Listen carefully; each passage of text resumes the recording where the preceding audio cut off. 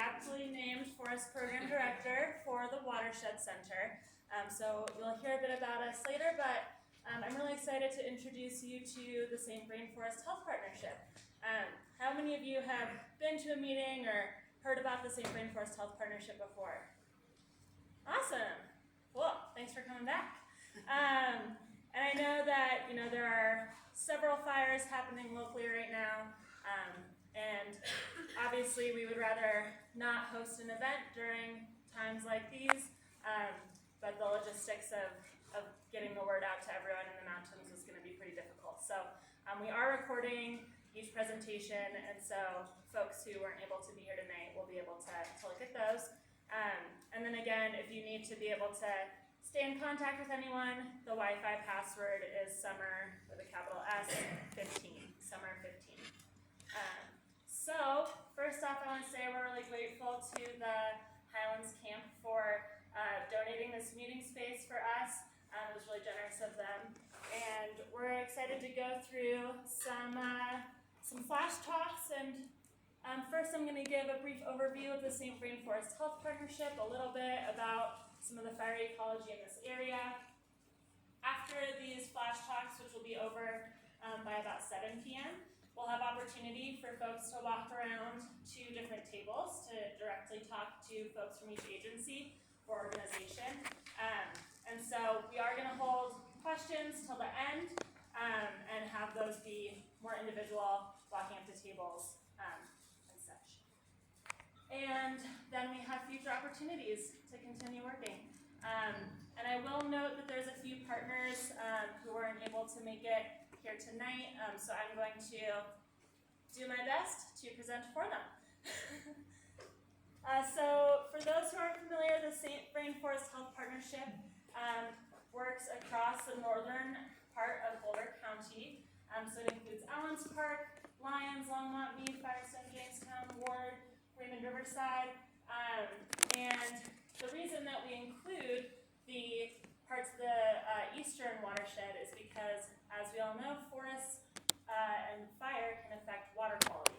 So we want to make sure that everyone, whether they're an upstream in the forest or whether they're a downstream water user, everyone has a stake in the wildfire issue. And so we want to make sure that we're incorporating everyone's visions and perspectives. And so this watershed is 625,000 acres. And a watershed is basically the area where all the water flows to one point. That's the definition of a watershed. You can think of a bathtub where all the water is flowing down from where you're hanging out all the way to the drain.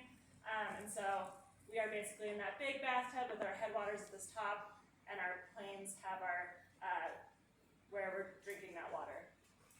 So our vision as a St. Vrain Forest Health Partnership was defined by through a few community meetings in 2020. So we've been really active since 2020. We did a lot of post-fire recovery work after the Calwood fire and Left Hand fire. And our vision is a healthy and resilient watershed that can sustain wildfire and other natural disturbances to protect communities, keep water supplies reliable, and support diverse flora and fauna for future generations. Yay! Not really sure what to do here. Oh, you got this down. Yeah. Well, but the pictures are pretty.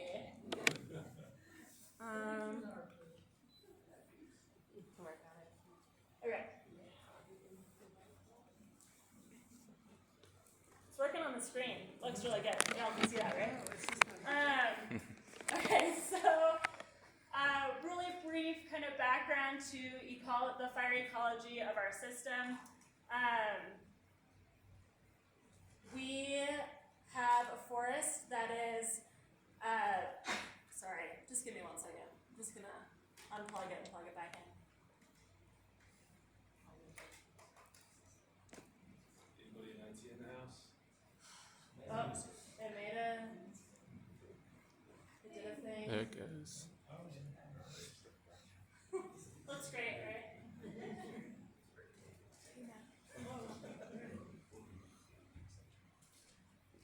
It's just the ghost of a presentation.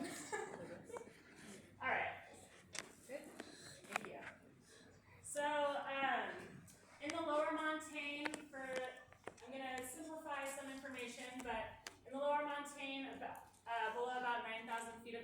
adaptation.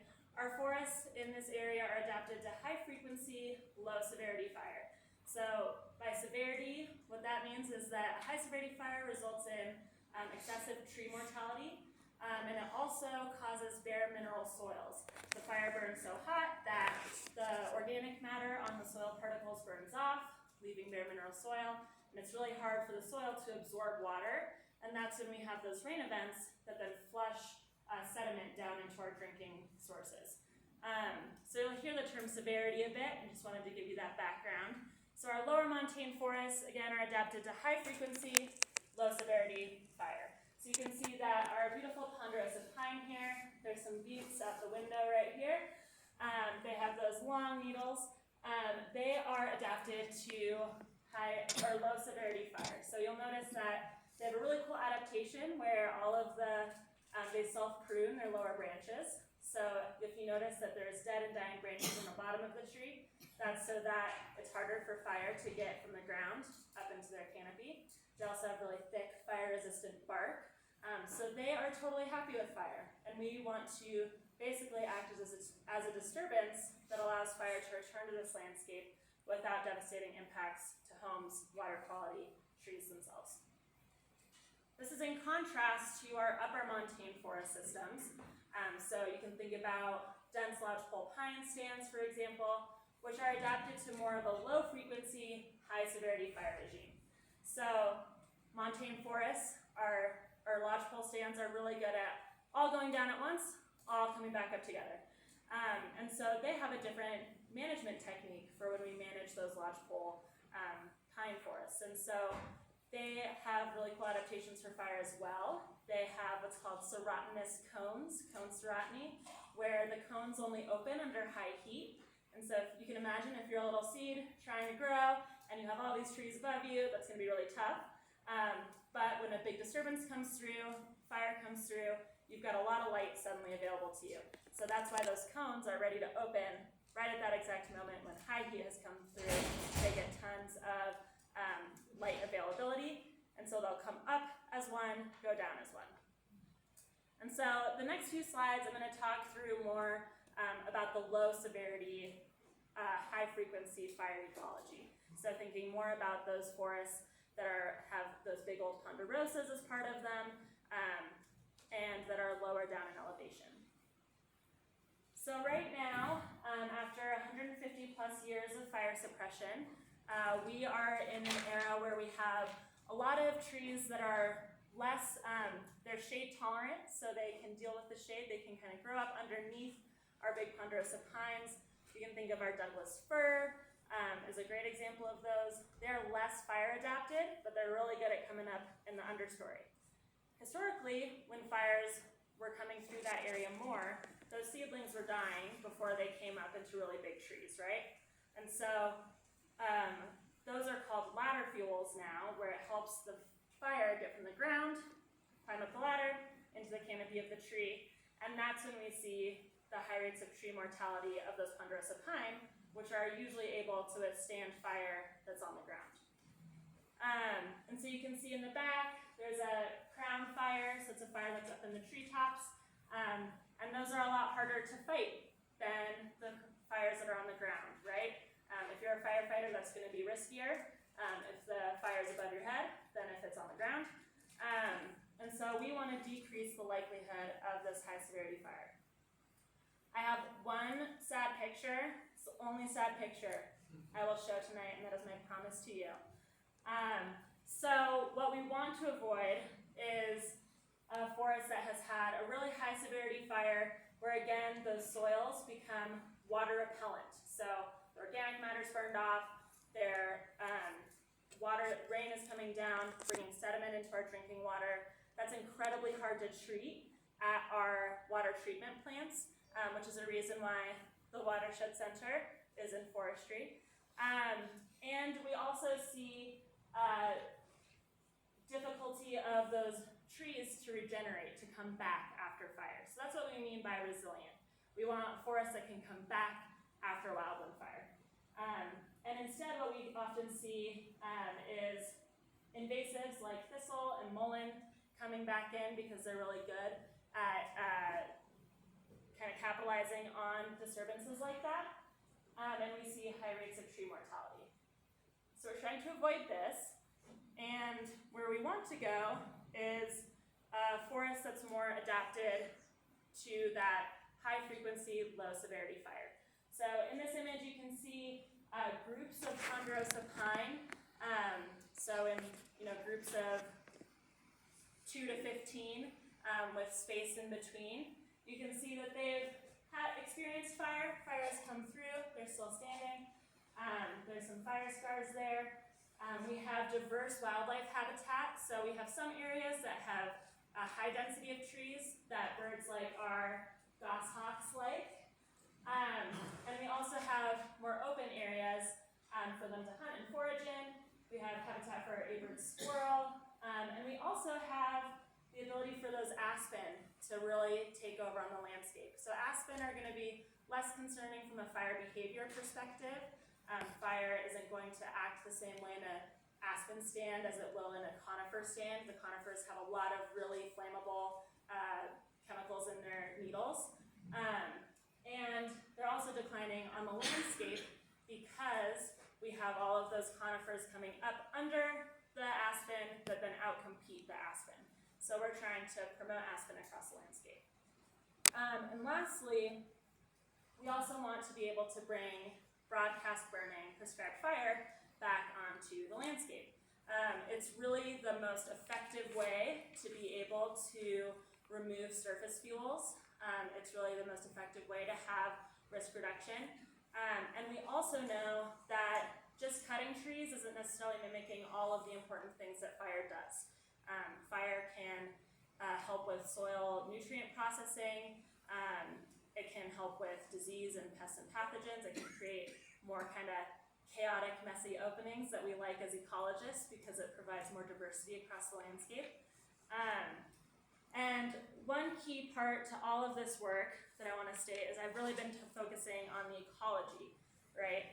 But when it comes to home survival, so protecting our structures, home hardening and working on defensible space is the most effective thing that you can do.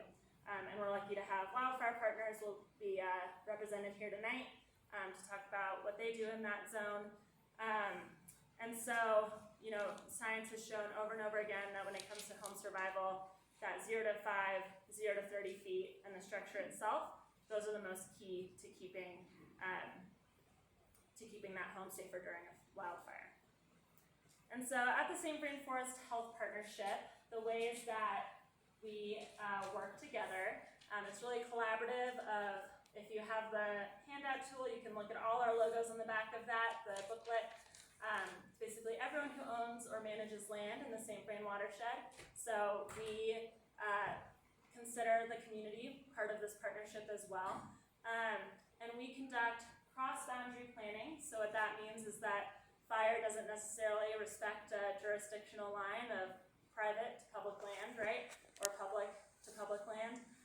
So what we want to do is create more continuous, effective fuels treatments. And so we work together to look across the landscape, identify strategic locations where this work will have the most benefit in terms of risk reduction. And we work on planning those and implementing them together. And that includes applying for grants together. We also have a science team which works on developing guidance that uses best available science. And we also conduct adaptive management. So adaptive management is when you are collecting data before, during, and after a project. So you're learning from the data on the ground and you are adjusting as you need in order to reach your project objectives. So for example, if we saw, there's a ton of invasives coming up, based on our data collection, we need to seed with more natives. That would be an example of adaptively managing a project. And this team is made up of several academic researchers as well as research scientists from various organizations. And so we also kind of synthesize what we know to date about fire science and ecology. And lastly, we do things like this, where we engage with the community. What we really strive for is a two-way conversation. We want to ensure that the needs of the community and the values of the community are being incorporated into our planning. And that can range from meetings like this to field tours. So on September 14th, we do have a field tour where we'll go out to multiple locations in the watershed and see them on the ground. What we can do for you is we can answer your questions, connect you with the right people when needed. So there's a lot of information out there. We know that it can be daunting, and our goal is that we can kind of help filter through all of those various information sources and get you connected to the right organization. We want to work with you to ensure forest management benefits you all in our land. We work to make sure that you all are updated on projects that are occurring across the watershed. We want to avoid huge surprises happening in your backyard, and so that's the goal of tonight. I hit a button that I wasn't supposed to. Okay.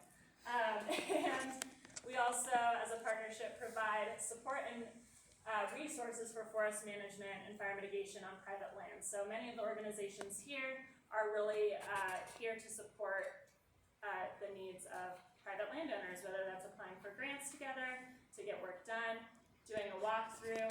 There's many of you in this room that we've done walkthroughs with and are working toward grants with, and so we're always happy to help there. And I'd be remiss to not note that our funding is provided by a very long list of organizations, including the Boulder County Wildfire Mitigation Tax, Boulder County, City of Longmont, Colorado Water Conservation Board, Argosy Foundation, St. Vrain and Left Hand Water Conservancy District, the U.S. Forest Service, National Forest Foundation, and donors like you all. So now we are going to hear some flash talks from the partnership members, and there's a couple of folks who, again, are responding to fire, and so they're not able to be here tonight, and I will do my best to present on their behalf. And unfortunately for you, my flash talk is up first, so you get to keep hearing from me. And we have we have a couple different programs